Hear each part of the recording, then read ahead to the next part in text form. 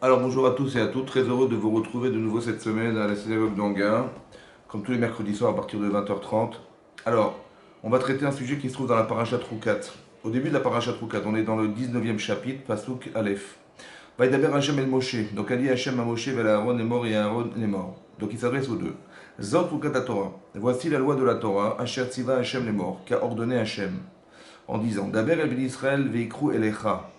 Vous avez marqué, Hachem a dit, donc a priori à Moshe et Aaron, Veikro Elecha, qu'ils prennent vers toi. Ils prennent vers toi, non vers eux. Oui, parce que c'était Moshe et Aaron. Non vers toi, pour dire que la paradouma, elle était nommée au nom de Moshe Rabbeinu. Oui, c'est en son nom, comme ça il explique Rashi que ça a été cité. Tmima, donc une vache rousse, une vache complètement rousse, Tmima, entièrement rousse. Asher en Bamoum, qui n'a pas de défaut. Asher lo ala ale aol, qui n'a pas porté de joug. Donc elle n'a jamais servi, cet animal n'a jamais servi.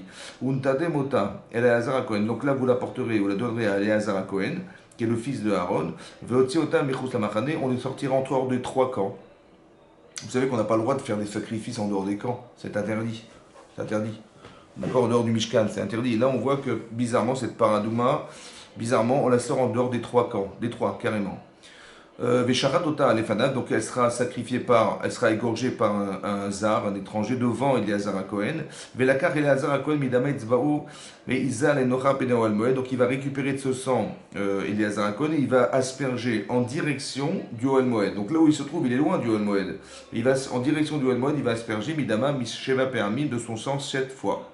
Vesara Vetapara, ensuite cet animal va être brûlé. L'Enav à ses yeux devant lui. Vet Ora, Vet Besara, Vet Dama. Donc sa peau, sa chair, sa peau et son sang, al pircha isrov, sur ses restes, sur ses excréments, isrov et sera brûlé.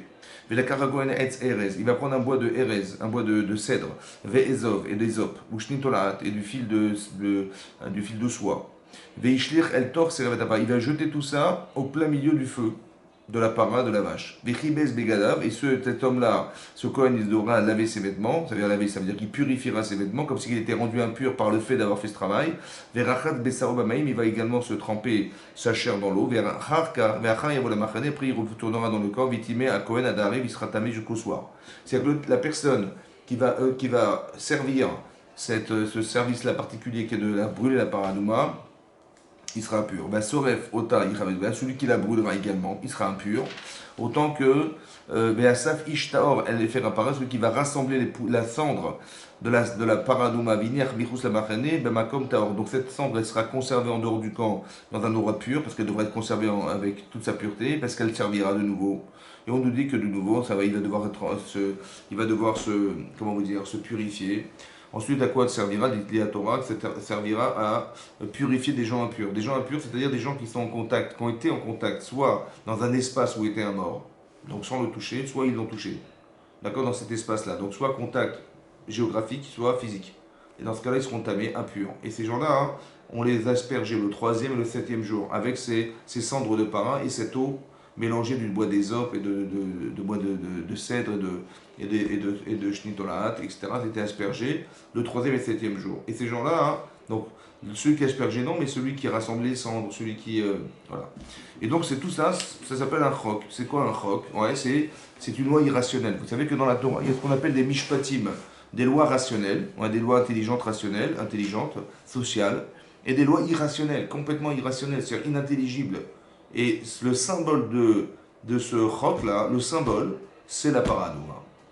Ouais, d'où on sait que c'est un symbole particulier, parce que Shlomo Ameler, il a dit, il a étudié toute la Torah.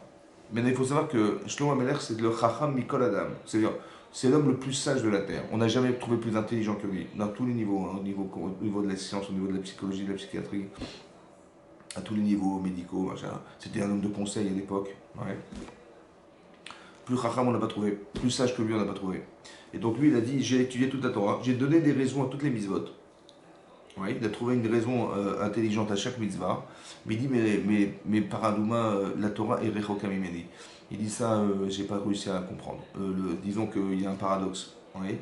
C'est-à-dire comment quelqu'un qui est pur devient impur, pur, impur. À partir de quelque chose qui est mort, on va faire revivre. Vous avez compris, on prend un animal, le brûle, pourquoi une vache en particulier, pourquoi elle doit être brûlée, on récupère ses cendres. Vous imaginez, je sais pas quoi, vous allez prendre une vache, vous allez la brûler complètement, vous récupérez ses cendres, vous les mettez dans un flacon, vous mettez de l'eau dedans, vous prenez du bois et vous aspergez les gens avec. Ouais, on dit pourquoi tu fais ça? Pour purifier les gens. T'as compris? Non, j'ai rien compris. Ça va, j'ai pas compris ce qui se passe, et bon. Et donc ça s'appelle un choc. Un choc, c'est-à-dire une loi irrationnelle. La question qui est posée, c'est de savoir pourquoi la Torah est composée d'éléments aussi contradictoires. D'un côté, tu as un cerveau, ça va? On te demande de faire des choix dans ta vie. Tout ce qui va gérer ta vie et tout ce qui va faire que tu vas devenir qui que tu sois, c'est par des choix. Tu vas devoir réfléchir, choisir. Si tu es trompé, bah, tant pis pour toi. Si tu réussis, tant mieux pour toi. Et si tu es trompé, c'est pas grave. Tu en tires des leçons et tu réfléchis comment tu vas t'améliorer. C'est ça, d'accord? Donc on a un cerveau pour ça. C'est aussi marqué que le siège de la Neshama, ouais, il se trouve dans le cerveau. C'est ça qui est marqué dans les Achot Tefillin. Là-bas, on dit, c'est marqué dans la Gemara non Menachot, mais c'est aussi dans la Lacha, marqué qu'on met les tefillin sur la tête parce que le siège de la Neshama se trouve dans le cerveau. C'est là qu'essentiellement elle repose, la Neshama. Oui, bon, qu'elle nous dépasse largement, hein, mais quelque part, elle est là-bas. Donc, ça veut dire que la partie intelligente de l'être, c'est ça. Oui, c'est ça. Et on nous demande de faire des mitzvot sans comprendre. C'est comme si tu devais te passer de ton cerveau, quoi. Du jour au lendemain, on dit, écoute, mettez de filet, pourquoi c'est comme ça? Ne mélange pas le lait et la viande, non plus. Ne porte pas des vêtements de lin et de laine, pourquoi c'est comme ça? Etc. Il y a des choukim dans la Torah. Faire iboum, c'est-à-dire que quelqu'un, il décède, sans enfant, bah, son frère, il va épouser sa belle-sœur. Pourquoi c'est comme ça? C'est un chok, c'est une loi irrationnelle. Le symbole de la loi irrationnelle, c'est la paradouma. C'est ça qu'il a dit Shlomo Ameler. Il n'a pas dit cette mitzvah m'échappe. Ouais, il a dit j'ai tout compris, mais celle-là, elle m'échappe. Non. La Torah est rechoka mimeni. Ça veut dire que toute la Torah, si je n'ai pas compris cette mitzvah, c'est que je n'ai pas compris la Torah. Oui. Pourquoi c'est comme ça? Ben, d'un côté, c'est un petit peu logique. Euh, on va dire comme ça. C'est qui l'auteur de la Torah? C'est qui l'a écrit la Torah? Moshe. Mais à partir de quoi? C'est lui, c'est lui qui l'a écrit la Torah. C'est-à-dire que c'est selon ses entendements personnels. C'est quoi la Torah? Ben, il a écouté en dévoie, en prophétie, le message de Shem, et il a retranscrit dans des mots qui sont la Torah. Ça va? Le découpage, c'est aussi Moshe qui l'a fait, à partir de ce que Hachem lui a dit. Le découpage. Parce qu'il y a une autre façon d'étudier la Torah. Oui, parce qu'en fait, la Torah, c'est quoi? C'est un concentré de lettres. Oui, vous avez vu, je sais pas, vous avez vu les codes de la Torah, tous ces trucs-là, ouais. C'est qu'on a retrouvé, on est capable de retrouver des choses qui se sont passées dans l'histoire, qui ont été vécues, ouais, dans un cadre, dans un carré de quelques lettres. D'accord? On a retrouvé des choses qui sont impossibles. D'imaginer que, disons, la probabilité qu'on ait pu l'écrire, qu'un homme écrit la Torah, et que dans un carré de lettres, on puisse trouver, je sais pas moi, Hitler, tous les sergents, les dates, les trucs et tout, c'est impossible. Vous avez compris? Voilà. Dans d'autres exemples, je n'ai pas tous les exemples, mais il y a beaucoup d'exemples pour vous expliquer que c'est impossible. Et donc si ça a été fait, donc il y a une autre façon de lire. Vous avez vu, en rectangle, on peut lire de façon horizontale, verticale, de haut en bas, et c'est des lettres. Et ça, hein, donc on voit que la Torah, c'est quelque chose qui nous dépasse quelque part. Mais c'est logique puisque Hachem nous dépasse. On n'est pas capable de conceptualiser Hachem. Déjà qu'on ait du bien à la comprendre comment fonctionne l'humain, déjà c'est pas mal. Comprendre un cerveau, on n'a pas encore défini et réussi à établir toutes les règles du cerveau et tous les éléments des forces du cerveau, hein, toute la puissance du cerveau. Alors imaginez-vous le créateur lui-même. Oui. Ce que vous voyez autour de vous n'est que la création d'Hachem. Oui. Oui. La création d'Hachem. Mais alors qu'est-ce qu'il est lui? Ça s'appelle des chouks. C'est-à-dire que d'un côté, ça pourrait paraître logique que la Torah, il y ait des choukim, des lois irrationnelles, parce que bon, bah, j'ai pas la prétention de dire je comprends. Alors je vais faire quand même, ça va, je vais faire malgré tout, ça va, je vais faire le message d'Hachem. Ok, j'ai compris qu'il est Hachem, mais il sait bien qu'on a un cerveau, Hachem. Il sait bien qu'on réfléchit, il sait bien que le plaisir c'est de comprendre. On n'est pas fier de ne pas comprendre. On n'est pas fier de ne pas comprendre, vous avez compris? Et donc quelque part, c'est bizarre qu'on ait fait un mélange. Vous avez vu qu'il y a des gens qui sont des libéraux. Des libéraux, ça veut dire qu'ils vont vous enlever des mitzvot en vous prétextant que, écoute, si tu ne comprends pas, fais pas l'idiot, tu m'enlèves tout ça. Ça va? On vit dans un monde moderne, il faut rétablir la Torah en fonction de. On va adapter la Torah au monde moderne et on va changer des choses. Oui? Bon. D'un côté, c'est marqué dans la paracha de Dvarim, l'autre aussi fou, on ne peut ni rajouter ni retirer des mitzvot. C'est bizarre, alors que nous on voit qu'il y a des gens qui voudraient faire des réformes, qui veulent changer des choses en fonction de la personne. En fait c'est l'inverse, en fait ce qui se passe c'est que c'est l'inverse. C'est pas la Torah qui doit s'adapter, c'est l'homme qui doit s'adapter. Vous voyez, quand c'est marqué dans le Midrash Rabbah, au début du Sefer Bereshit, c'est marqué que Hachem istakel beloraita. Ça veut dire qu'Hachem il a regardé dans la Torah et il a créé le monde. À part le fait qu'on apprenne que la Torah existait avant le monde, mais si Hachem il a regardé dans la Torah pour créer le monde, oui, c'est qu'à partir des éléments de la Torah, le monde existe. Ça va? Et vous voyez que, et vous allez vous rendre compte, même socialement, même politiquement, même humainement, que dès l'instant où on va contre ces rouages, alors ça ne fonctionne plus. C'est incroyable, ouais. Mais c'est pas parce que c'est humain, c'est logique. Non, c'est parce que Hachem, il a créé le monde à partir de la Torah.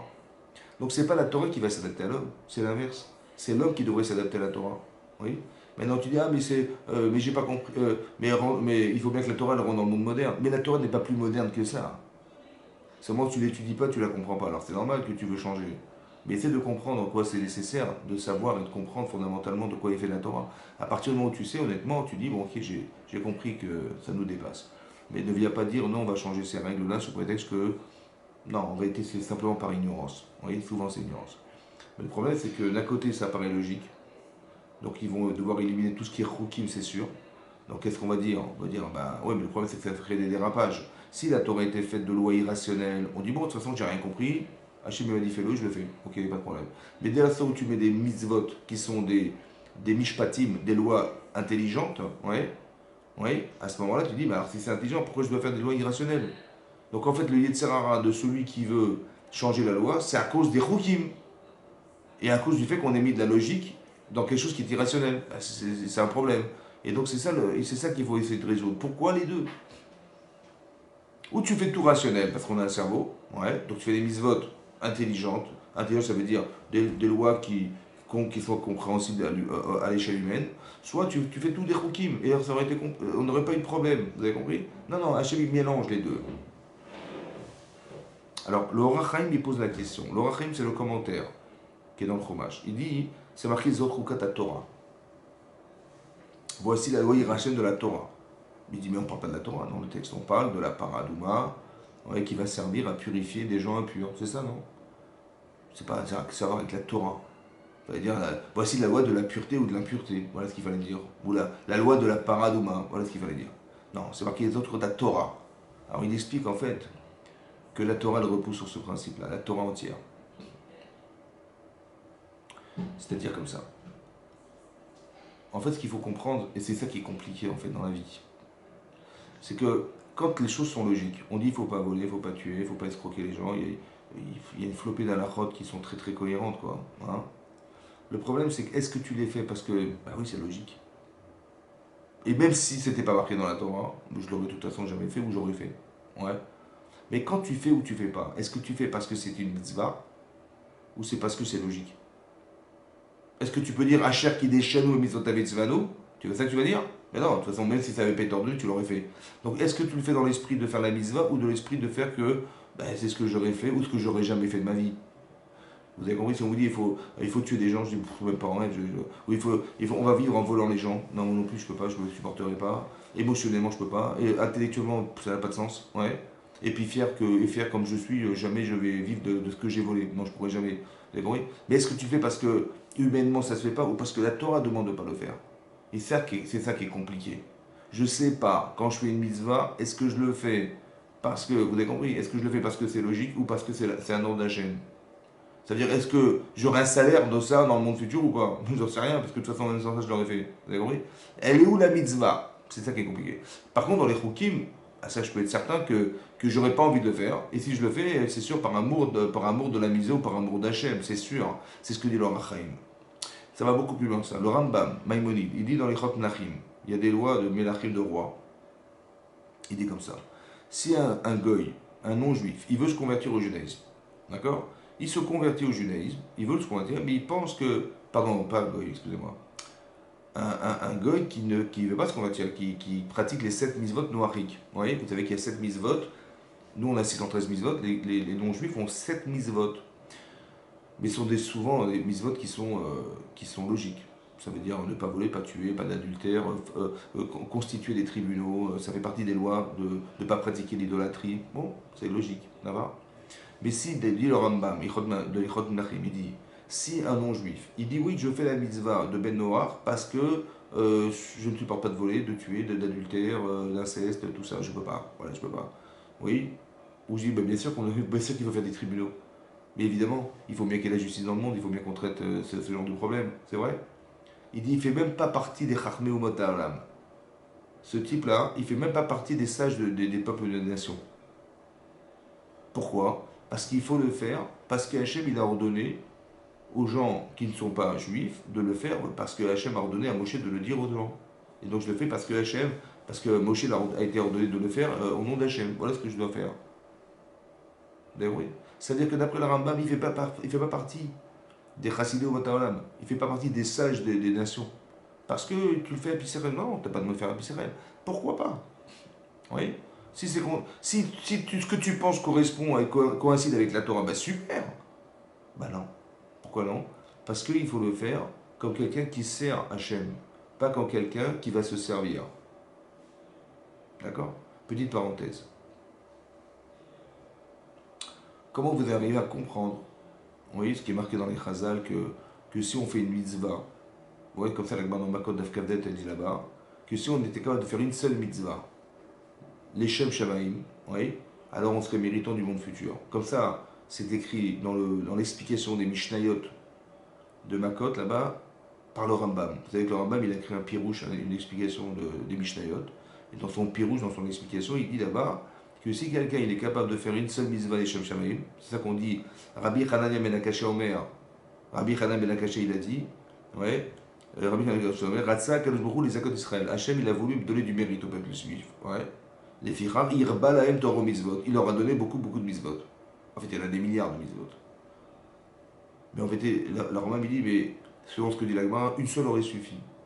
Maintenant, tu as des myriades de possibilités de faire des mitzvot et d'avoir le monde futur. Avec une mitzvah, tu peux avoir le monde futur. Oui. Mais la mitzvah que tu vas faire, elle est sur Terre. Donc elle est limitée dans le temps, dans l'espace. Toi, toi et ta chorma, ouais, tu es limité. Ta vie est limitée, l'instant T où tu fais, c'est limité. Oui. Tout est limité. Tout a une limite. Par contre, le monde futur, hein? Illimité. Illimité. Comment tu arrives à rentrer dans la non-limite à travers la limite? Comment tu fais? Tu vas faire une mitzvah, super, mais comment tu vas mériter l'infini à travers le fait que tu fasses une mitzvah qui est concentrée sur des instants? Comment c'est possible? Vous avez compris? Vous avez compris? Alors la différence c'est comme ça. Si tu fais pour toi, quand tu dis ouais je vais faire cette mitzvah, ça me fait plaisir, oui c'est logique, c'est normal. En fait le problème c'est que ton acte il va pas plus loin que toi. Vous avez compris ça? Pas plus loin que la limite de ce que tu ressens, de ce que tu comprends. Alors comment tu arrives à l'infini? Alors tu vas pas le faire pour toi, tu vas le faire pour Hachem, pour la mitzvah. Oui? Comme c'est que la mitzvah n'était qu'un moyen de s'attacher à Hachem. Vous avez compris ça? Et c'est ça en vérité la limite. C'est comme tu fais de Shabbat. D'accord? Bon, il faut faire un repas Shabbat. Oui? Mais quand tu manges, quand tu prends du plaisir à manger, parce que tu adores la pkaïla, il faut manger avec plaisir, c'est une mitzvah de Roneg. Roneg, ça veut dire qu'on va se délecter, c'est une mitzvah, d'après certains possibles, elle est minatora. Oui? Décisionnaire, elle est minatora, cette mitzvah, de prendre du plaisir le Shabbat. Mais quand tu manges ce qui te plaît, est-ce que tu le manges parce que c'est bon et si c'était Shabbat ou un autre jour, ça aurait été pareil, ou tu le manges en honneur de quelque chose, c'est-à-dire que tu vas fêter quelque part la création du monde. Comme tu fêtes un mariage, comme tu fêtes une bar mitzvah, comme tu fêtes un anniversaire, comme tu fêtes une brit mila, ça se fête. Mais quand tu fêtes, il faut manger. C'est comme ça les juifs, c'est comme ça, il faut manger. Et donc qu'est-ce qui se passe en fait? Il faut manger. Mais pourquoi tu manges? Ben, je mange en l'honneur de ce que. Pourquoi tu fais un repas exceptionnel le jour de ton mariage? Parce que la Séouda, le repas, il est proportionnel à l'événement. Si l'événement est grandiose, alors le repas il sera grandiose. Si l'événement il est moins grand, bah, tu fêtes un anniversaire de ton enfant, tu fais un gâteau. Si tu as réussi un examen, tu invites tes copains à manger au restaurant. Si tu fais une brit mila, tu invites tes amis pour le brit. Tu invites une bar mitzvah, c'est encore plus grand, etc. Vous avez compris? La Séouda, elle est proportionnelle à l'événement. La Séouda, elle n'est pas là pour manger. On n'est pas là. On est là pour fêter un événement. Donc quand tu fais Shabbat, tu vas manger en l'honneur de la création du monde. En l'honneur du fait qu'Hachem il t'est créé dans un monde qui t'appartient complètement. Il est à toi ce monde, il est pour toi ce monde. C'est pour ça qu'il a fait le HM. Alors t'es content ou pas? Mais bien sûr. Alors on va fêter ce jour, bien sûr. À part le fait qu'on va fêter que ce que tu vois n'est pas la nature. Tu dis, ben, il y a eu un Big Bang et de façon miraculeuse, pas, un hasard exceptionnel, tous les paramètres, toutes les lois naturelles elles se sont agreffées, les voilà, ça a créé le monde. Ça va? Bon, ça paraît improbable, hein, mais bon, c'est comme ça. Ou sinon, non, c'est trop intelligent. C'est pas possible. C'est trop intelligent. Ça veut dire que la Terre, elle tourne dans la bonne vitesse, il y a les vents, les marées, il y a des poissons dans la mer, il y a des, je sais pas moi, les lois naturelles elles sont présentes, il y a trop de paramètres, c'est pas possible. Donc, et tu vois, l'être humain tel qu'il est fait, c'est sûr qu'il a été réfléchi. Ben, il dit, regarde, il analyse ton œil, analyse ton cerveau, analyse, je sais pas moi, la taille de tes veines, analyse, t'as des trous dans la peau. T'avais pas de trous dans la peau, qui c'est qui avait les trous? Je sais pas, ils sont là. Mais non, c'est sûr que ça a été réfléchi. Ça veut dire que si ça a été réfléchi, et c'est profond, et c'est très intelligent, on n'a pas réussi à reproduire un cerveau humain, on ne sait pas faire. Donc c'est très intelligent. Si c'est très intelligent, c'est que ça a été pensé. C'était pensé, c'est qu'il y a un penseur. Évidemment, il y a un penseur. Vous avez compris? Donc je vais fêter le fait que je reconnaisse qu'il y a un penseur. C'est ça Shabbat. Mais je ne vais pas manger pour moi. Je vais manger pour fêter quelque chose. En fait, ce qui va se passer, c'est que quand tu vas manger, c'est pas à la limite de ce que tu manges qui compte. C'est ce que tu vas faire de ce que tu manges. Je mange en l'honneur du mariage de mes enfants. Je mange en l'honneur de la bar mitzvah de mon fils. Je mange en l'honneur de l'anniversaire de mon fils. D'accord? J'ai pas dit, ah tiens, c'est l'occasion d'anniversaire, tiens, on va faire un millefeuille. Super, c'est l'occasion de. Non, je mange pas parce que j'ai faim. Je mange parce que je veux fêter. En fait, vous avez compris que j'utilise la matière, mais je dépasse la matière. Elle n'a pas de limite, la volonté, en l'honneur de. Ça n'a pas de limite, vous avez compris? Et donc j'apprends de là, à travers le Shabbat, à travers ce que je fête, que en fait, je me rends compte que ça va changer ma vie, parce que tu pourrais croire que tu existes au service de toi. Ouais. Et tu te rends compte que c'est exactement l'inverse.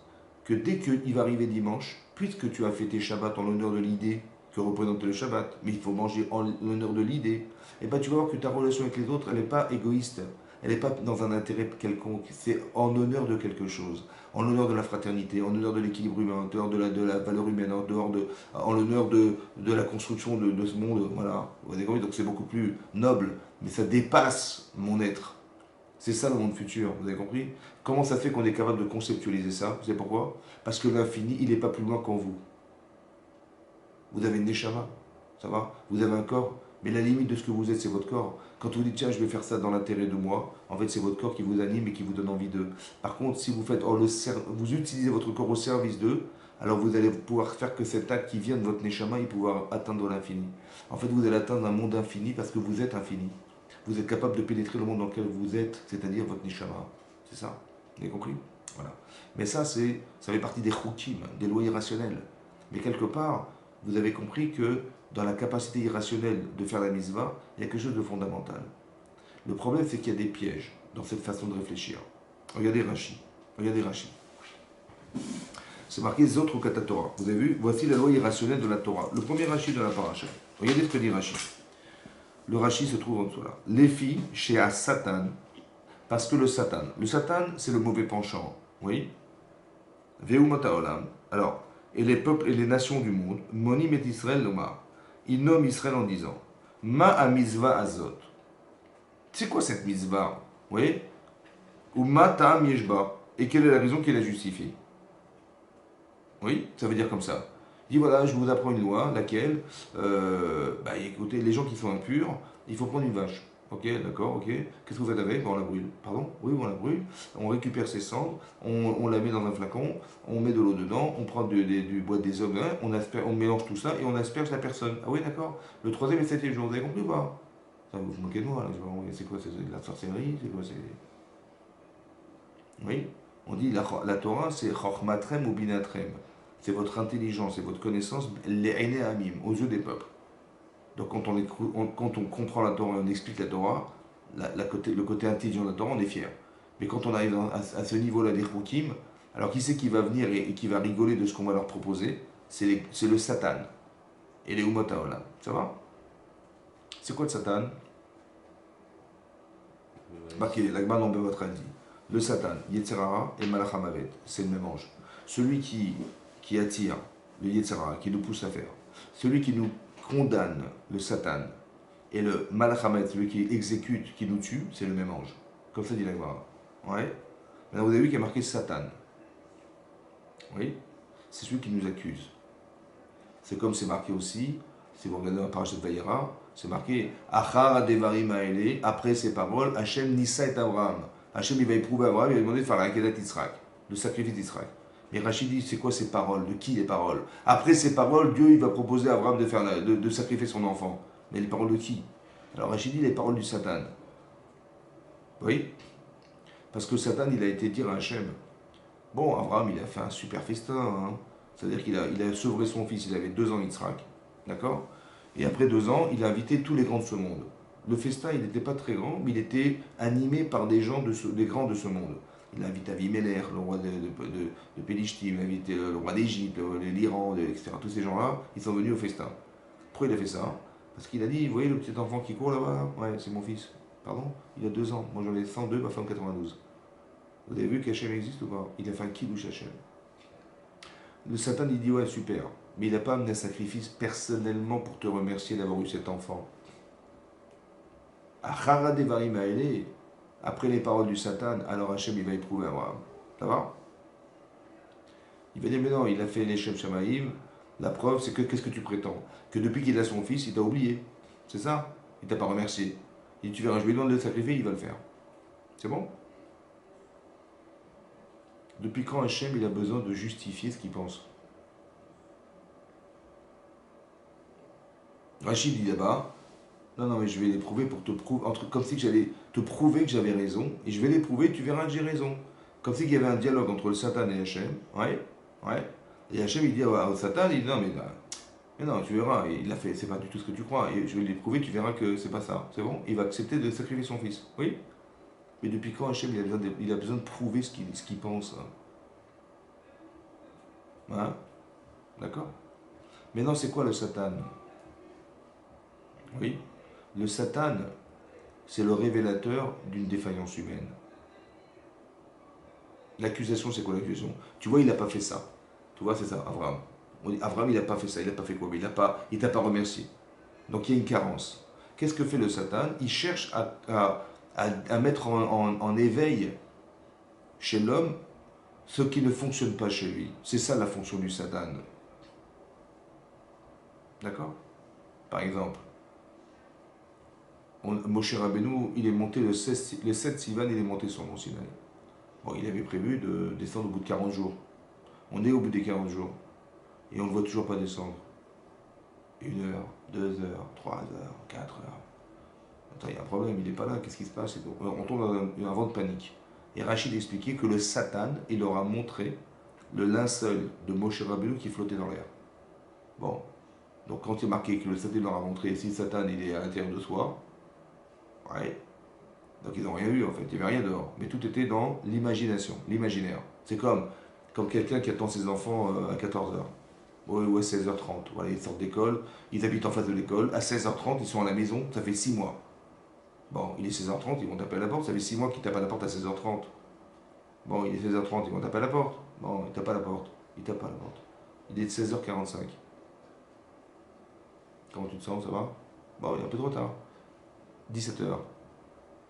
Ça fait une demi-heure qu'ils auraient dû être là. Comment ça va? 17h15. 3 quarts d'heure de retard. Qu'est-ce que vous pensez? À quoi vous pensez? Vos enfants, à quoi vous pensez? Hein? Accident.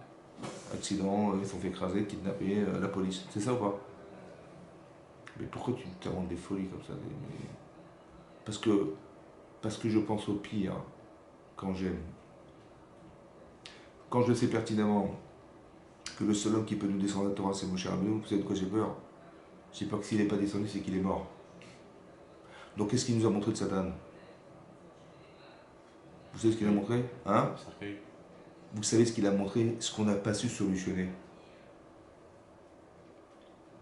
En vérité, consciemment, il va descendre du Mont Sinaï. Il n'a jamais raté une opération, mon cher Rabbeinu. Mais s'il rate l'opération, et s'il meurt là-haut, qu'est-ce que tu fais? Ah, shalom, de quoi tu parles, n'importe quoi. Je dis ok, pas de problème. Mais sache que s'il descend pas et que tu paniques, tu vas faire le vaudor, je te garantis. Parce que tu vas paniquer, tu vas pas réfléchir, tu vas faire n'importe quoi. Alors quelle est la solution? Ah oui? En fait, le Satan, c'est un révélateur de défaillance. Il sait qu'on est fragile. Alors il va faire que Moshe va tarder. Et quand ça va tarder, on va se rendre compte qu'au final, après il faut bien approfondir et réfléchir qu'est-ce que c'est que cette défaillance. Mais le Satan n'a que pour objectif de nous révéler ce qu'on ne sait pas faire ou de ce que nous ne sommes pas. Ou de ce qu'on ne sait pas. D'accord? C'est ça, Satan. Et là, hein, il a été révélé chez Abraham que finalement, il aurait dû amener ce sacrifice pour remercier Hachem, c'est la moindre des choses, il n'a pas fait. Il a pensé autrement, Abraham, il a dit, mais non, je n'ai pas besoin de faire ça, je vais directement faire, je vais honorer le nom d'Hachem en prouvant à toute la terre entière que c'est ça qu'il faut qu'il fasse Hachem. C'est ça qu'il veut Hachem, que je dévoile qu'il existe, donc c'est ce qu'il fait. Bon, personne, c'est pas grave, il va comprendre, bien sûr que si je fais ça, c'est a fortiori que je le fais pour lui, évidemment, c'est pas, j'ai besoin de le remercier. Bon, mais il manquait quelque chose. Et le Satan, il dit non, il manquait quelque chose. Soit aux yeux d'Abraham, soit aux yeux des gens qui ont vu Abraham faire ce festin. Ils disaient, bon, c'est gentil, mais il n'a pas remercié Hachem, c'est bizarre, vous avez compris? Et cette carence en était allée chez Abraham. Le Satan n'est qu'un révélateur de la carence d'Abraham. C'est vrai, vous avez compris ça? Donc si le Satan n'est que le révélateur de la carence d'Abraham, donc qui c'est qui parle à Hachem? Si le Satan n'est que n'est que le révélateur de sa décadence, ou de sa faiblesse, ou de sa faute. C'est ça qu'il dit, ah, il n'a pas fait ça, il n'a pas fait ça. Vous voyez ça? Mais en vérité, s'il n'est que le révélateur d'Abraham, donc qui c'est qui parle à Hachem? C'est Abraham. Comme si qu'Abraham il disait à Hachem quoi? Une faille. Éprouve-moi, parce que j'ai un problème. Ça va? Donc quand il nous arrive quelque chose dans la vie, qui c'est qui l'a demandé? Hein? C'est nous-mêmes. C'est toi-même, voilà. Donc ne t'étonne pas de ce qui t'arrive, parce que ça vient forcément répondre à quelque chose chez toi. T'as compris ça? C'est ça. Autant que si tu comprends pas, tu dis pas, ah, je comprends, mais qu'est-ce qui m'arrive? Non, ça vient forcément répondre à quelque chose. Ça va? Parce que, et c'est même mieux que ça, c'est que tu l'as demandé à Hachem quand tu dormais. Quand tu dors, qu'est-ce qui se passe? Tu montes là-haut, la Gemara dit qu'on est jugé tous les jours. Ouais? Mais c'est quoi l'objet? C'est que tous les jours tu dors, et tous les jours tu montes. Et tu dis à Hachem, bon voilà j'ai fait ça et ça, mais qu'est-ce que je peux faire pour m'en sortir? Ou qu'est-ce que je peux faire pour m'améliorer? Ou pour me bonifier? Ou pour... je ne sais pas quoi faire. Il dit, bon écoute, voilà, je vais préparer un truc, demain tu vas... Donc ce qui va se passer en vérité, demain ou dans quelques jours, c'est la solution à une problématique que je me suis posée et que j'ai exprimée aux yeux d'Hachem. Vous avez compris? Ça va? Mais pour vous expliquer, c'est ça. Pour vous expliquer quoi, hein? Que le Satan, il vient, il nous pose des questions. Il dit, mais qu'est-ce que vous fabriquez là? Ça va? En fait, la question, elle est de qui la question? Hein? Ben c'est vous. C'est toi. En vérité, tu dis, bon, t'es religieux. Tu dis, bon, ben, on t'a dit, mais t'es fini, je vais être filine.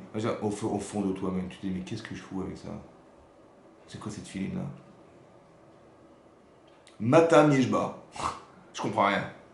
Si t'es bête, alors t'as pas de question. Mais si t'es intelligent, tu dis, mais attends, mais c'est quoi cette mitzvah là? Vous avez compris? Il y a des gens, on va leur baratiner que les Israéliens c'est des persécuteurs, je sais pas quoi, et mitzvah de les tuer. Alors qu'est-ce qu'ils font? Ils disent, voilà, on va vous mettre une ceinture et puis vous allez rentrer dans un bus et puis vous allez vous exposer pour la nation, pour je sais pas quoi. Ouais. Bon, le type il est intelligent, il le fait ou pas? D'accord. Mais s'il est Tumble, il fonce. Tu vois, on lui dit, oui, mais tu auras 70 vierges, t'inquiète pas, c'est super. Ah d'accord, merci, super. Il est débile le type, tu vois. Donc s'il est bête, alors ça n'a aucune valeur. Mais quand tu es intelligent, c'est ça, là que tu as du Satan. Tu as compris? Qui est marqué le Satan, il va dire, mais alors, qu'est-ce que tu fabriques là? Je comprends pas. Je comprends pas. Tu prétends que la Torah elle est émette, la Torah c'est la plus belle chose du monde et tout, mais là tu fais des trucs, je comprends rien. Vous avez compris? Voilà. Ça c'est le Satan. Ou Mota Olam, c'est que tu vas toi aussi te poser la question de savoir, mais qu'est-ce que pense l'égoïme de toi? Il y a des gens qui vont dire, mais de toute façon je m'en fous, je fais ma vie moi. Non. Il faut que ce que tu fasses, tu puisses te l'expliquer, seulement pas à toi, tu puisses l'expliquer à des gens qui ne sont pas dans la Torah. Que tu sois cohérent aux yeux de gens qui ne sont pas dans la Torah. Alors comment tu vas expliquer à un roc? C'est ça le goïm. D'accord? On t'a pas dit, il y a des gens, ils se sentent mal à l'aise. Il dit, bah, où est-ce que tu aurais voulu? Moi, j'aurais voulu vivre à Jérusalem, en Israël, parmi tous mes amis, blablabla. Et dans le reste, non, c'est pas, on peut pas s'épanouir ailleurs. Alors, je veux dire que Dieu il a créé un monde qui finalement, il faut le fuir, quoi. Mais non, c'est pas possible. Il faut que là où tu sois épanoui là où tu es. Donc les Umot Haolam, il y a presque 8 milliards d'habitants sur la Terre, il faut que parmi les 8 milliards, tu puisses t'expliquer. Ça va?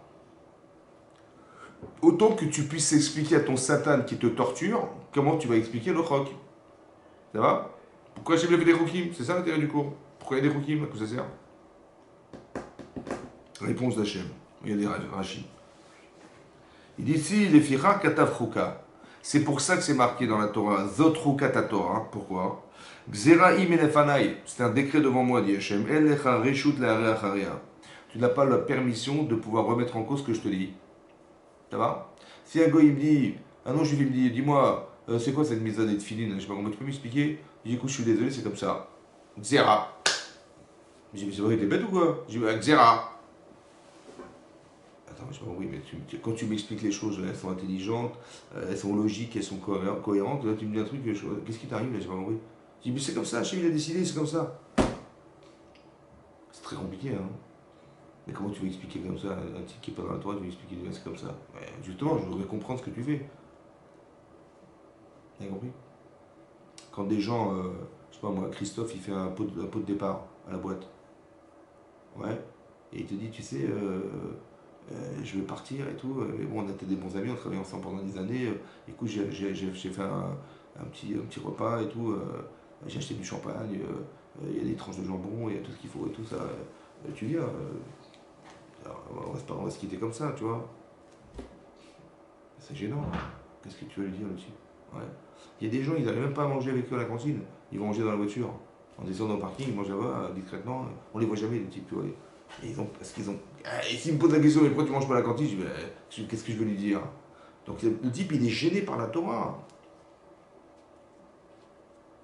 Vous avez compris? Qu'est-ce que tu veux dire? Je préfère ne pas qu'il me pose la question, donc je me cache. Voilà. Ou là, je vais prétexter que je suis au régime, ou que j'avais un rendez-vous ce soir. Le type, il s'en va, tu t'en vas comme ça. Alors tu peux prétexter une fois, mais pas 10 fois. Ils comprennent bien, ils disent, mais qu'est-ce que vous avez, je comprends pas, on a la peste ou quoi? J'ai pas compris. Et ça crée du racisme, ça crée des problèmes. Donc ça veut dire qu'il y a un souci. Comment tu vas justifier, expliquer le roc? C'est ça le problème. Vous avez compris? Il y a des mishpatim, il y a des chukim. C'est quoi être Eved Hashem? C'est ça qui est compliqué. Être Eved Hashem, c'est dur à comprendre ça. Être serviteur d'Hachem, c'est quoi le serviteur d'Hachem?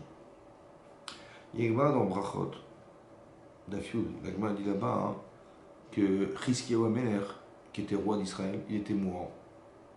Ouais. Et là-bas, Ishayahu, il est venu le voir.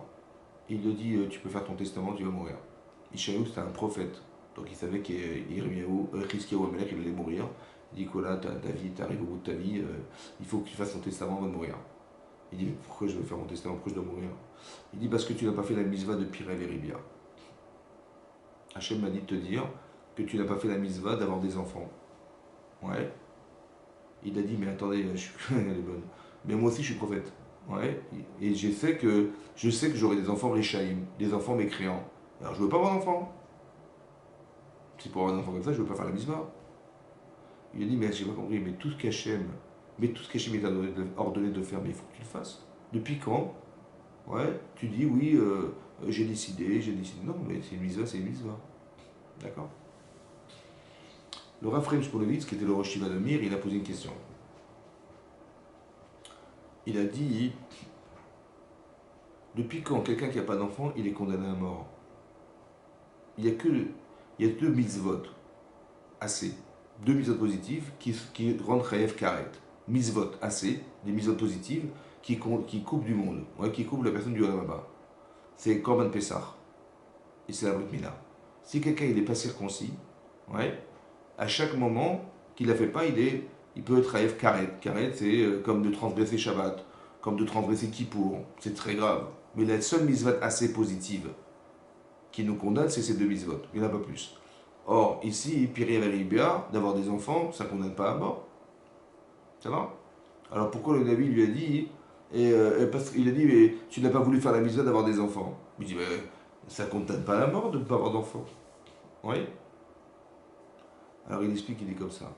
La condamnation à mort, elle n'est pas sur le fait de se refuser à faire la mitzvah. Non.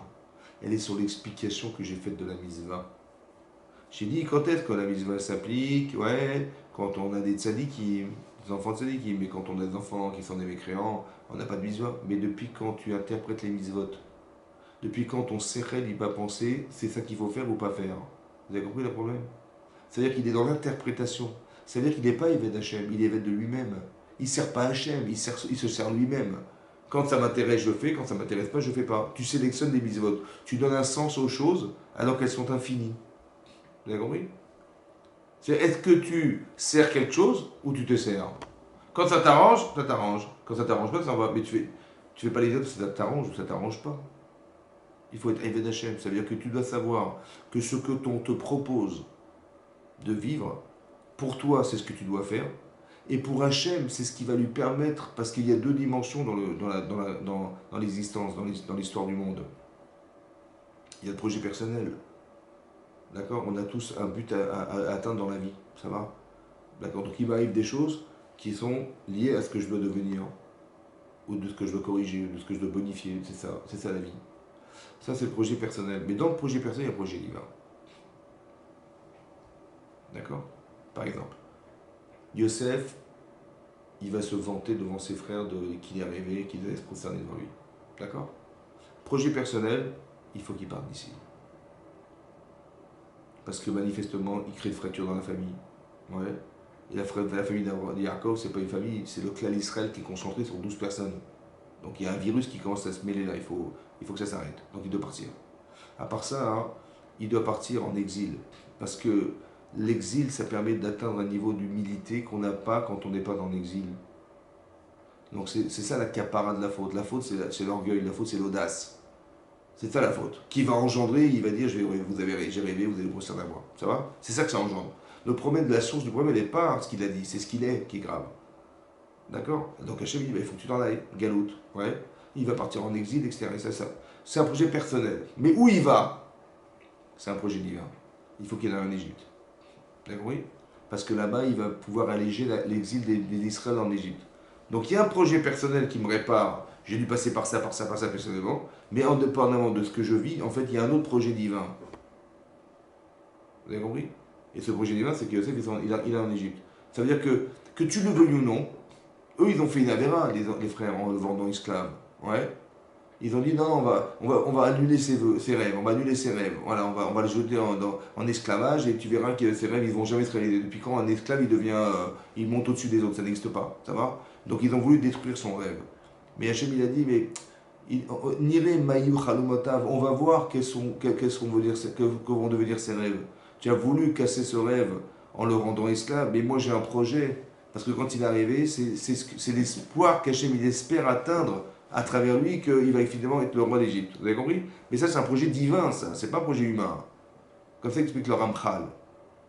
Que dans chaque chose, il y a un projet personnel. Ouais, tu vis ta vie, voilà, c'est ta vie. Mais sache qu'à travers ce que tu vis, ouais, il y a un projet divin. Par exemple, Hachem, il sait qu'il va devoir nous faire vivre dans le désert. Il le sait. Mais il ne peut pas le faire gratuitement, ça ne peut pas se faire comme ça. Alors il va trouver quelqu'un qui s'appelle Abraham Avinu. On va lui faire la Brit Mila. On va lui mettre la chaleur torride de la journée. Et on va espérer qu'il va faire Achnasat Ochim. C'est-à-dire, on espère qu'il va recevoir des gens pour faire l'hospitalité chez lui. J'espère, dit Hachem, j'espère qu'il va le faire. Pourquoi il faut ça, Hachem? Parce qu'Abraham Avinu, c'est un homme, oui. Mais Abraham Avinu, il contient tout le peuple juif. Tout le peuple juif, il est dans lui. Si Abraham, il est capable de faire un acte surnaturel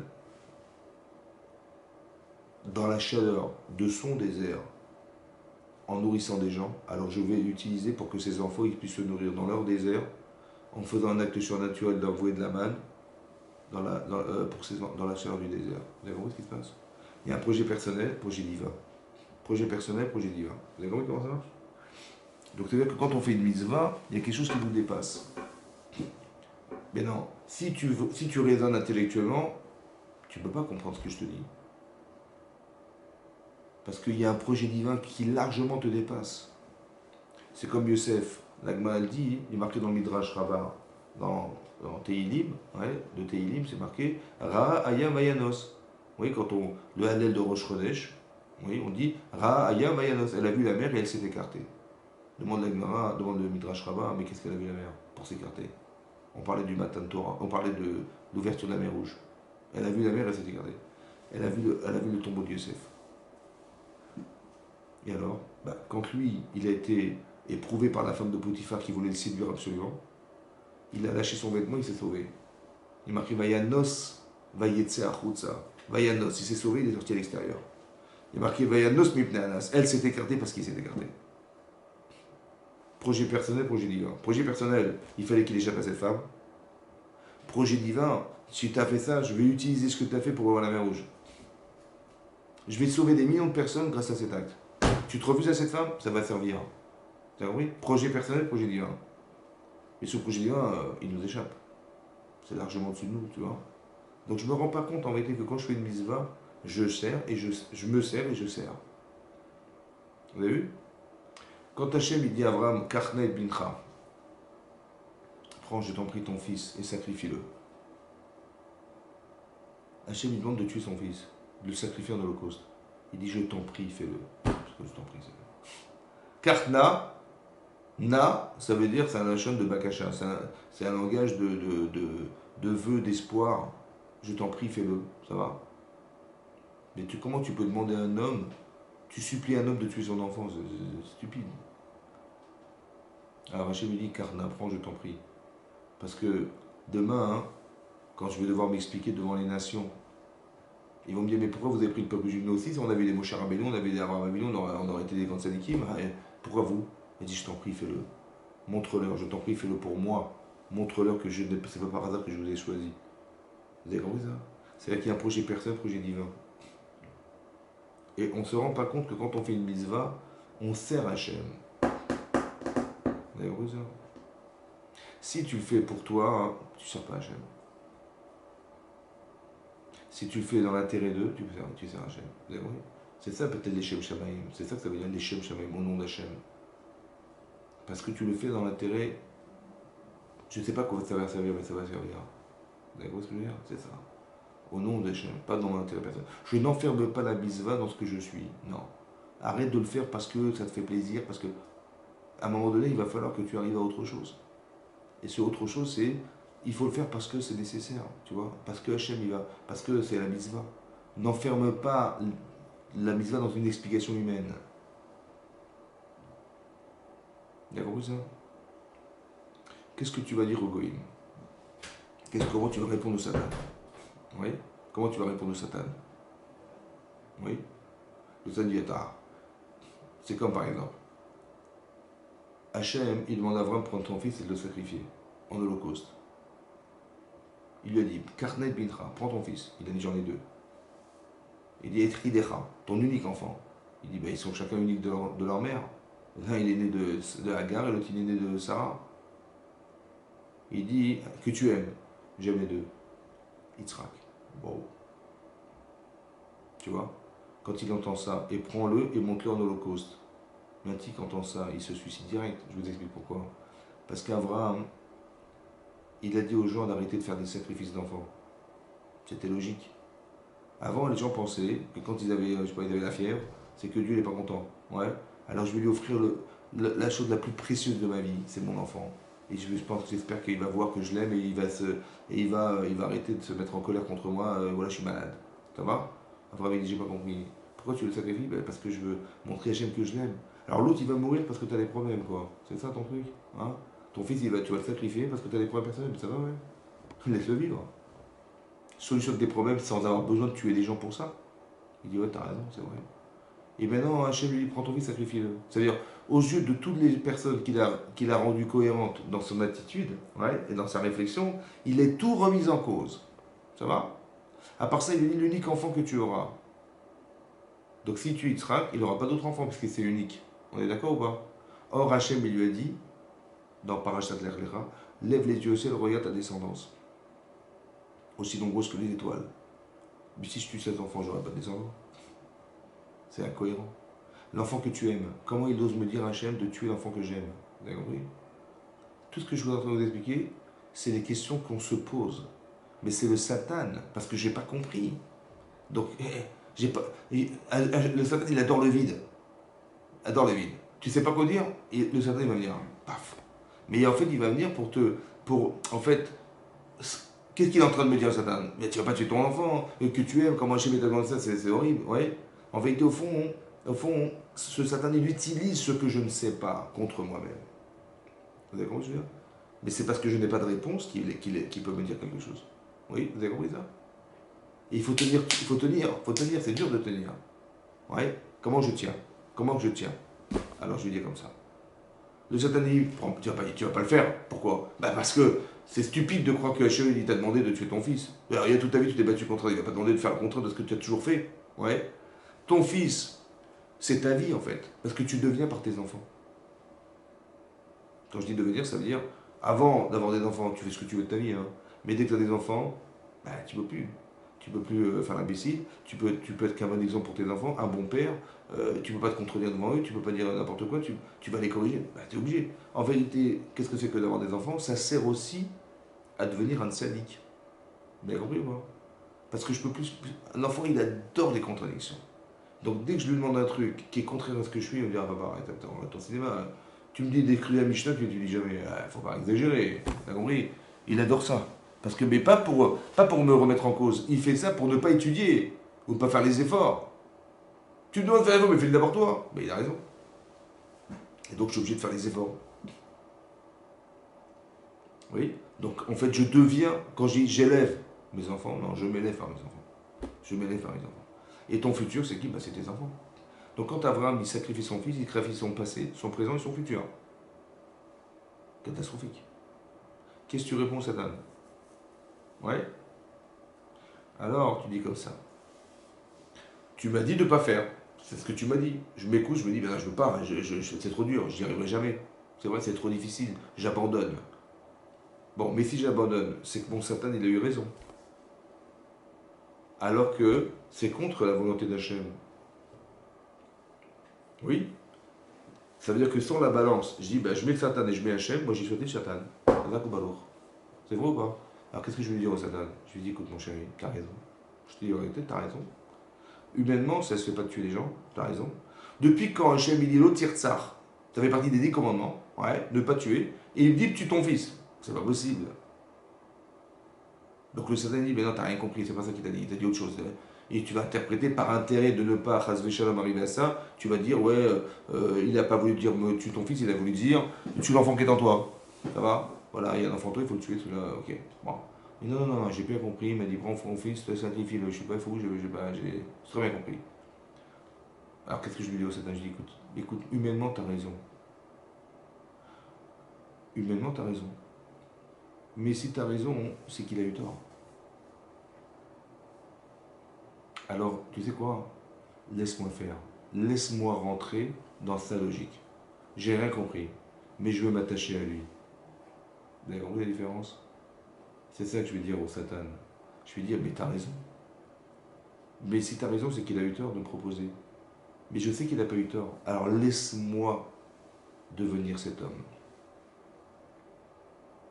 L'homme qui s'attache à Hachem. Alors qu'est-ce que je gagne de ça? Écoutez bien ce qu'on gagne.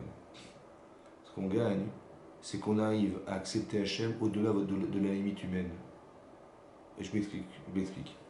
Le type, il a vécu ce qu'il a vécu. Il a vécu 90 ans, il est parti dans le monde futur. Ouais.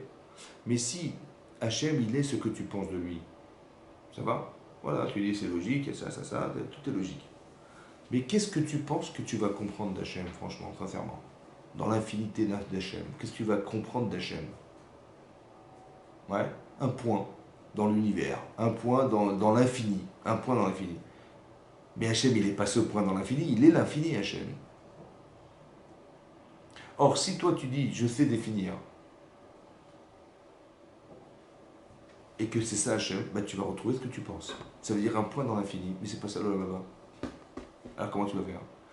Ça, c'est une chose à comprendre. La deuxième chose, c'est qu'à votre avis, Hachem, il est plus dans ce que tu sais de lui ou de ce que tu sais pas de lui? Hachem, il est plus dans ce que tu sais de lui ou dans ce que tu sauras jamais de lui? Évidemment, dans le deuxième. Alors comment tu vas faire exister Hachem dans ce que tu ne sauras jamais? Tu sais c'est quoi ça? C'est d'accepter le choc. Tu dis j'ai rien compris, hein? Mais Hachem, il a une logique beaucoup plus élargie que la mienne. Alors je vais l'accepter. Je vais étendre l'éventail de son existence au-delà de ce que je conçois. Vous avez compris ça? C'est ça que je vais dire au Satan. Et c'est ça que je vais dire au Goy. Le Goy dit, mais comment tu fais ça? Mais moi, j'ai pas la prétention de dire que je connais Hachem. J'ai pas la prétention de dire que c'est logique à la dimension humaine. Pourquoi je dis pas ça? Parce qu'Hachem, il est au-delà de la logique humaine. Alors laisse-moi le faire exister dans sa logique et pas dans la mienne. Vous avez compris ça? C'est ça le choc. Tu mets tes films, tu dis mais moi j'ai pas la prétention de dire j'ai compris. Mais pourquoi tu fais ça? Parce qu'Hachem il est largement au-delà de ma conception. Je vais pas l'enfermer quand même dans ce que je crois de lui. Il est largement au-dessus de ça, ça va? Donc je dis, c'est pour ça qu'Hachem il a fait, si tu veux qu'on se retrouve, il faut que tu sois capable de m'aimer au-delà de ta conception humaine. C'est-à-dire que comme si que la Emouna Hachem, elle allait démarrer quand ta logique s'arrêtera. Vous avez compris? C'est pour ça que c'est compliqué de faire des mitzvot quand elles sont logiques. Parce que tu vas croire que c'est parce que c'est logique. Vous avez compris? C'est pour ça que le Rambam dit, si un goy il fait les mitzvot de Noir en pensant que c'est logique, il ne fait même pas partie des chormés ou mataolam. Parce que la chorma, c'est pas ça la chorma. La chorma, l'intelligence, c'est de savoir qu'Hachem est au-dessus de tout ça. Donc ne le fais pas parce que tu as compris, c'est stupide. Et si tu penses que c'est ça, alors tu vas arriver dans un monde qui est limité à ce que tu crois, mais c'est pas ça le monde futur. Tu as compris ça? C'est ça le choc. C'est pour ça que tu vas répondre au Satan et au Mataolam. Parce qu'il faut que là où tu le trouves, tu sois épanoui dans ta vie. Donc là, type, il va te dire, mais c'est quoi cette chorma-là? Tu dis, elle est extraordinaire cette chorma-là. Et même le choc, il est extraordinaire. Ça veut dire que tu es capable d'accepter Hachem au-delà de tes limites personnelles. Parce que tu dis, mais moi, j'ai honte, attends, on me demande de faire un truc, mais j'ai honte. Mais c'est ta honte, ta honte. C'est que la Torah te fait honte. C'est-à-dire qu'il y a un problème. La Torah, c'est un problème. Elle te pose des problèmes, la Torah. Mais c'est pas normal. C'est pas normal que tu aies honte des juifs, t'as honte de montrer ton judaïsme, t'as honte de quoi? Tu vois, tu dis, ah mais oui, mais ça va créer l'antisémitisme. Mais ça, c'est des prétextes bidons, ça. Pour faire que je vais pas faire la nisva, quoi, finalement, tu vois. Donc il a gagné. Tu dis, ah mais attends, mais qu'est-ce qu'ils vont dire les gens? Qu'est-ce que. Je vais être religieux, machin. Si tu dois faire, fais-le. Tu dis, qu'est-ce qui va t'arriver? Est-ce que tu crois qu'il peut t'arriver un dommage sur une misva que Hachem t'a demandé de faire? Tu penses sincèrement? C'est logique chez toi, ça? Non. Mais ça, il faut être capable de dépasser la logique. Qui est-ce qui nous a permis de ça? C'est Abraham Avinu. Vous avez compris? La Akedat Israq, elle a permis à l'humanité juive de pouvoir faire quelque chose qui est au-delà de la limite cérébrale. C'est pour ça que si vous voyez Rachid là-bas dans la Akedat Israq, c'est marqué comme ça. L'ange lui a dit, Al tishlach yadecha lanar. Ne mets pas ta main sur l'enfant. Al ta'as lo meuma. Ne lui fais quoi que ce soit. Ata yadarti. Maintenant je sais qu'il y le kimata que tu crains Dieu. Voilà ce qu'il lui dit. Maintenant, ce qui est bizarre dans le texte, c'est qu'il a dit, ne mets pas ta main sur l'enfant et ne lui fais quoi que ce soit. Évidemment, si tu ne lui mets pas la main dessus, tu vas faire quoi que ce soit. Ouais, pourquoi c'est redondant? Alors Rachid explique là-bas, le Midrash il dit comme ça.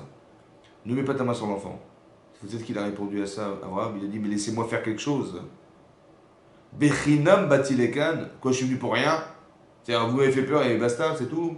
Ouais. Pour rien? C'était quoi? Alors, c'est pour quelque chose. Pourquoi? Si j'atteins ce niveau-là, c'est grâce à l'Akedat Israq.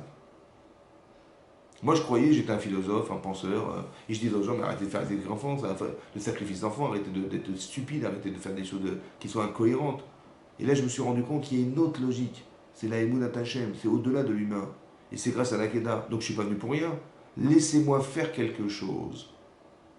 Il voulait entériner en vérité ce qu'il avait pensé à travers un acte. Vous avez compris ce qu'il a fait? Mais ça veut dire qu'est-ce qu'il a gagné? Pour rien? Tout ça pour rien? Ouais, finalement, on m'a fait peur, quoi. Non, non, c'est pas ça. J'ai compris qu'est-ce que j'ai gagné d'être cet homme. Vous avez compris ce que je veux dire? Parce qu'il est rentré dans le roc. C'est ça le roc. La loi irrationnelle nous permet d'atteindre des niveaux qui sont sans limite, en fait. Vous avez compris? C'est comme tu vois, ce que tu vois là, en vérité, tout ce que vous voyez là, c'est vide. C'est un roc. Parce qu'un atome, c'est vide. Il n'y a que le neutron qui a la matière. Ouais. Mais en vérité, la concentration, ça fait ça. Mais en vérité, au fond, c'est vide. Hein. C'est un truc de fou, quoi. Je suis pas fou, quoi. C'est un roc. Hachem, il a fait des choses comme ça. Ouais. Que de rien, il va se créer quelque chose. tu vas voir que tu vas brûler la vache, elle est morte, elle est en cendre, et de la cendre, tu vas faire revivre les autres. Tu vas permettre de purifier la. C'est un truc de fou. C'est un croc. Mais pourquoi? C'est marqué, Rachid dit, il ramène ici dans Parashat Rukat, ouais, qu'il y a un midrash que rapporte Rabbi Moshe Darshan. Rabbi Moshe Darshan, il a dit que Bapara, la vache est venue, ouais, Mekaner Tsoad Bena, elle est venue nettoyer la saleté de son fils. Ouais, c'est qui le fils de la vache? C'est le veau. En fait, comme si il était en train d'expliquer que la paradouma, hein, elle vient expier la faute du veau d'or. Oui. Maintenant, le Beth Alevi, il pose une question, il dit, je comprends pas, mais Shlomo Amelech, il n'a pas compris la mitzvah. Ouais. Et Rabbi Shlomo Arshan, il va te dire, oui, c'est venu pour ça. Mais c'est pas possible. Comment Rabbi Moshe Darshan, il vient t'expliquer la mitzvah de Paradouma, alors que Shlomo Amelech, il n'a jamais compris ce que c'était que cette mitzvah. Alors il explique comme ça. En vérité, quand on dit kapara, vous avez vu? On dit, ah, il t'est arrivé ça, kapara. On va dire, c'est quoi kapara? C'est comme la para. C'est comme la para, comme le Paradouma. C'est quoi l'histoire? C'est comme ça. En fait, les ministres, ils ont fait le veau d'or. Ça va? Est-ce qu'on avait reçu la Torah avant, quand ils ont fait le veau d'or? On avait reçu la Torah ou pas? Hein? Non. Non. Et donc ils se sont permis de faire quelque chose sans savoir. Oui? En pensant. Parce que pourquoi ils ont fait le veau d'or? C'est pourquoi ils ont fait le veau d'or? Non? Pour le veau. Non? Parce que il y a marqué dans le Midrash Rabbah que quand on a traversé la mer Rouge, Ra'ata Shifra Bayam, elle a vu une femme de ménage. Ça veut dire une fille qui n'est pas du tout réfléchie, intellectuellement réfléchie, ou structurée mentalement. Ouais. Ra'ata Shifra Bayam, Ma Shelora Yecheskel Ben Bouzi Akon Miyamav. Elle a vu en prophétie ce que même Yecheskel Ben Bouzi, il n'a pas pu atteindre, qui était un grand prophète. D'accord? Maintenant, elle a vu plus que lui. Mais qu'est-ce qu'il a vu lui? Yecheskel Ben Bouzi.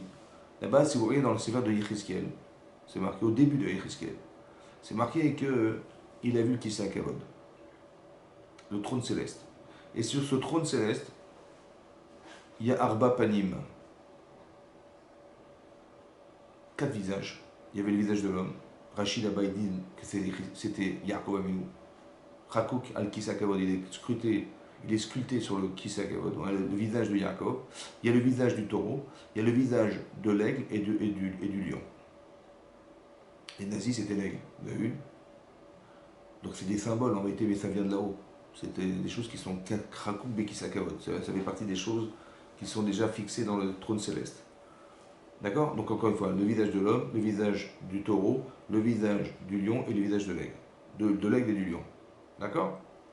Et tout ça, dit là-bas, c'est marqué, c'est en med. Ça se tient à l'regel echad, sur un seul pied. Le pied du Heigel, le pied du veau. Comme ça, c'est marqué. Donc, qu'est-ce qu'ils ont pensé? Ils ont vu ça. Ils ont dit, c'est quoi le support du Kissa Kavod? Hein? Eh ben, c'est le Heigel, c'est le veau. Alors, faisons un Heigel, faisons un veau, de façon à ce qu'il soit l'intermédiaire entre nous et la base. C'est la base du support de la Shekhina. Vous avez compris ou pas? Alpi Sechel, ils ont fait ça. Ils ont vu ça, ils ont dit, mais c'est ça qu'il faut faire. D'accord? Qu'est-ce qu'il fait Hachem? Il dit, ok, pas de problème. Bon, allez, je vous donne la Torah maintenant. Je vous donne la Torah. Je dis, bon, on va l'étudier, on va l'étudier. Et on étudie la Torah et on arrive à la mitzvah de Paradouma. Donc, alors Moshe leur dit, bon, alors vous avez compris ce qui se passe? Il dit, voilà, on prend une vache, on la brûle, on récupère les cendres, et on asperge le troisième jour de la personne qui est un mémètre. Et alors, ben, lui, il est pur et eux, ils sont impurs. J'ai pas compris. Ben oui, il est pur et eux, ils sont impurs. C'est incohérent ce que tu me dis là. Et essaie de comprendre. Ben, je comprends rien du tout. Ah, tu comprends pas. Tu comprends pas. Mais c'est ça ta capara. Comment tu as pu prendre l'initiative de faire sans savoir? Et tu vas mettre la Torah, tu vois bien que tu la comprends pas, elle est au-dessus de toi. Ça, c'est Mechaper Avon. Ça explie la faute d'avoir voulu faire sans savoir. Vous avez compris? C'est ça, capara. Quand il t'arrive un truc, tu dis, bah, capara. Ouais, dis, bah, c'est une voiture, capara. Mais c'est pas ça, la capara. C'est pas ce qui t'arrive, la capara. C'est ce que tu deviens qui est Mechaper Avon. Si un type, il roule trop vite et il fait un accident de voiture, ouais, pourquoi il a risqué sa vie? Bah parce qu'il est pressé, ça va? Ou un type, les gens qui ont entre 18 et 25 ans, c'est eux qui font des accidents mortels. Oui? Pourquoi? Pourquoi 18-25 et pas 40 ans? Hein? Pourquoi 18-25 ans? Mais ils sont pas conscients. Oui? Mais c'est quoi l'inconscient? Ils sont débiles les types? Non. Ils veulent vivre ou pas? Bien sûr. Mais pourquoi tu prends le risque? Mais ça va, je sais conduire, mais tu n'as pas confiance en moi, et machin. Ok, pas de problème. Et c'est quoi le vrai problème de fond? C'est comme ça. Tu mets ta vie, ça va, et tu mets la vitesse, ou le plaisir de la vitesse. Qu'est-ce que tu choisis? Le plaisir de la vitesse ou ta vie? Qu'est-ce que tu choisis toi? Ouais. Eh bien lui, il a choisi la vitesse. D'accord? Le plaisir de la vitesse. Si le plaisir de la vitesse est plus fort que sa vie, combien elle vaut sa vie? Hein? La vitesse. Non. La vitesse, il aurait eu un doute. Il n'a pas de doute, lui. Il dit la vitesse. Ça veut dire que sa vie, elle vaut combien? Sa vie, elle vaut moins que le plaisir qu'il a de rouler vite. C'est ça l'inconscient. Donc comment tu vas le rendre conscient? En remplissant sa vie, en donnant un sens à sa vie. Tu comprends? Mais quand est-ce que tu laisses ce sens? Bah, quand tu es marié, tu as des enfants et des machins. Ouais. Donc ça veut dire que le problème du jeune, c'est qu'on ne lui a pas appris à valoriser sa vie. C'est pour ça qu'il peut la risquer, il n'a rien à perdre. De toute façon, il s'en fout, il n'a pas de vie. Vous avez compris ça? Donc quand un type il fait un accident de voiture, qu'est-ce qu'il doit se dire? J'ai failli risquer ma vie parce que j'étais pressé. Tu vois? Bin Hachem, j'ai rien eu. Alors ça me fait réfléchir. C'est ça l'accaparat. C'est pas ce que tu as perdu. C'est pas ça, on s'en fout de ça. Ce qui compte, c'est qu'est-ce que tu es devenu. Tu te rends compte, j'ai failli rater ma vie pour ça. J'ai voulu gagner 10 minutes en roulant à 150 km/h. J'aurais pu me prendre un mur et. Tu vois, oui, j'aurais pu me tuer. Ouais. Et donc ma vie, elle vaut si peu pour que je la risque à ce prix-là. C'est débile. Et si un type il traverse et je l'écrase, alors quoi, la vie des autres, elle n'est pas importante à ce point que tu. Parce que tu es pressé. Hein, c'est ça. Mais tu n'es pas conscient. C'est quoi la conscience? La conscience, c'est la valeur humaine. La conscience, c'est ta propre valeur. C'est ça la conscience. Et ça n'a pas de prix, ça. Et tu peux foncer, c'est débile. Tu vois, mec, donc c'est parce que tu as une conscience profonde de ce que tu représentes. Autant que la vie des autres, elle est importante à tes yeux, ça, c'est la conscience, ça. Et ça peut refouler de l'inconscient, c'est-à-dire la bêtise, ça peut repousser. Tu vois, il faut quelque chose qui contrebalance. Or, si rien ne contrebalance le plaisir de la vitesse, bah tu vas risquer ta vie, c'est ça. C'est ça. Et c'est ça qui est méchapéra. C'est capara. Comme la paradouma qui vient me dire, mais si tu avais su que c'était incompréhensible, tu aurais fait la call of Honor. Je dis jamais j'aurais fait. Alors pourquoi tu l'as fait? C'est dommage. C'est méchapéravon. Dorénavant, tu sauras qu'en vérité, je me suis rendu compte que j'ai rien compris. Tu vois? Et donc, j'ai pas l'audace de prendre des initiatives sans savoir. C'est méchapéravon d'avoir cru que j'aurais pu faire sans savoir. Non, tu peux pas faire sans savoir. Ça va? Et tu peux pas oser faire en pensant que tu comprends tout, toi. Non. Et tu vas te rendre compte des fois que la halakha, c'est pas du tout comme tu croyais. Il y a combien de logiques dans la vie qui paraissent cohérentes? Tu vois que les tsarins nous roulent, ouais. Mais pourtant, c'est logique. Quand Satan dit à Abraham, mais tu vas pas sacrifier ton fils quand même. Et tu l'aimes, et Dieu ne peut pas te demander de sacrifier l'enfant que tu aimes alors que tu vas avoir une descendance. Tout est incohérent. Vous avez compris? Mais il a raison, c'est logique. C'est logique. Mais c'est faux. C'est un truc de dingue. C'est logique, mais c'est faux. Et c'est quoi la vraie logique? C'est la logique de la Torah. À chaque fois, on se fait avoir. Comme le type qui est libéral, il dit mais attendez, mais le monde il est moderne, il faut adapter la Torah au monde moderne, etc. On va changer les lois, machin. C'est logique, il a raison. Mais c'est faux. C'est ça qui est dingue. Ça, il est logique. Mais c'est faux. C'est comme Avram Avinu, il vient de faire la Kedat Israq. D'accord? Il descend du mont Sinaï. Il descend du mont Moria, pardon. Ouais. Et qu'est-ce qu'il apprend? Bah, que sa femme est morte. Et pourquoi elle est morte? Bah, elle est morte parce qu'il a fait la Kedah, elle n'a pas supporté qu'elle est morte. Un type normal, qu'est-ce qu'il dit? Il dit c'est parce que j'ai fait la Kedah Israq qu'elle est morte. Donc si j'avais pas fait la Kedah, elle serait vivante. C'est ça? C'est logique ou pas? Et donc il va regretter la misère qu'il a faite. C'est ça, hein? Mais ça a été provoqué pour qu'il regrette la misère qu'il a faite. Parce que quelqu'un qui regrette la misère qu'il a faite, il perd le sahara, il perd le salaire. Et c'est pour ça que Satan, il a fait qu'elle est morte à ce moment-là pour que. Vous voyez? Comment tu échappes à la logique? C'est logique ce que je vous ai dit ou pas? Mais c'est vrai ou c'est faux? Tu dis, il a fait la Kedah, elle est morte. Donc, s'il n'avait pas fait la Kedah, elle serait vivante. C'est vrai ou pas? Ouais, C'est logique ou pas? c'est logique. Mais c'est faux. Pourquoi c'est faux? Parce qu'en fait, elle est morte, elle devait mourir. Elle aurait pu mourir à cause d'une peau de banane qu'elle aurait glissé dans le bonnet et s'est cassé la tête contre un mur. Mais Hachem, il a fait qu'elle est morte en apprenant que son fils allait mourir. Ça va? Maintenant, est-ce que ça remet en cause ce que j'ai fait? Non, parce qu'elle devait mourir. Donc le raisonnement qui est de dire, c'est parce que tu as fait la Kedah qu'elle est morte, mais si tu n'avais pas fait, elle serait vivante. Si tu n'avais pas fait, elle serait vivante, c'est faux. Elle serait de toute façon morte. Vous avez compris? Et ça, il faut le savoir, c'est marqué dans la Torah. C'est pour ça qu'il a pleuré sa femme, il n'a pas pleuré complètement. Véliv Kota, il a pleuré sa femme, mais il y a un petit kaf dans le Sefer Torah. Il a pleuré un peu. Ça veut dire qu'il n'a pas regretté ce qu'il a fait. Il a pleuré sa femme, c'est sûr. Mais il n'a pas pleuré en regrettant ce qu'il avait fait. Parce qu'il y a une logique. Je vous explique la logique. Il a fait une mitzvah ou il a fait une amera de faire la Kedah d'Israël? Il a fait une mitzvah ou pas? Est-ce qu'il va perdre sa femme à cause d'une mitzvah? Non. Vous avez compris, c'est débile. Vous avez compris? Tu dis, ah mais si je fais ça, il va m'arriver ça. Depuis quand si tu fais une mitzvah, tu vas mourir? Ou tu vas faire une mitzvah, Hachem va te faire un sale coup? Mais non, c'est impossible. Donc déjà, c'est pas logique, tu vois. Par contre, émotionnellement, c'est touchant. Alors il va jouer avec les émotions de l'Yetzer. Vous avez compris ça? Et donc on étudie la Torah pour comprendre ces mécanismes humains, qui sont humains. C'est dans toi en vérité, c'est dans toi. Le Satan il est dans toi, il est dans toi. Il est dans toi. Il a créé un schéma, un ange dans ton cœur, il fouille partout. Tout ce qu'il peut trouver de carence, il va te faire. Mais d'un côté, c'est super, parce que c'est un révélateur de défaillance. Donc je sais exactement ce que je dois faire dans ma vie. Vous avez compris ce que je veux dire? Tu sais ce que tu dois faire dans ta vie?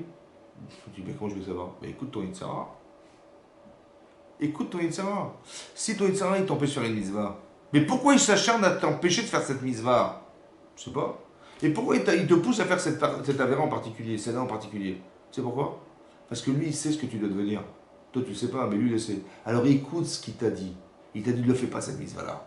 Ben, je vais devenir un spécialiste. Et cette avéra, fais-la. Je vais me renforcer. Cette avéra en particulier. C'est le but de ma vie. C'est mon Yitzhara qui me l'a dit. D'accord, oui. Parce qu'il sait exactement de quoi je suis fait. Et il sait exactement qu'est-ce qu'Hachem il a pensé pour moi. Alors il m'a dit, lui, il va s'acharner à m'empêcher d'atteindre ce but. Mais comme je vais me battre contre lui, je vais créer la conscience de ce que je dois être grâce au fait que je me bats contre lui. Vous avez compris? Parce que quand je dis je ne veux pas, tu vas muscler la volonté que tu as d'être cet homme. D'accord? Et lui, il va s'acharner pour t'empêcher d'être. Et c'est comme ça, c'est grâce à lui que tu vas devenir un tzaddik. D'accord? Voilà. Chazak, messieurs. Chazak, D'accord, Baruch. merci.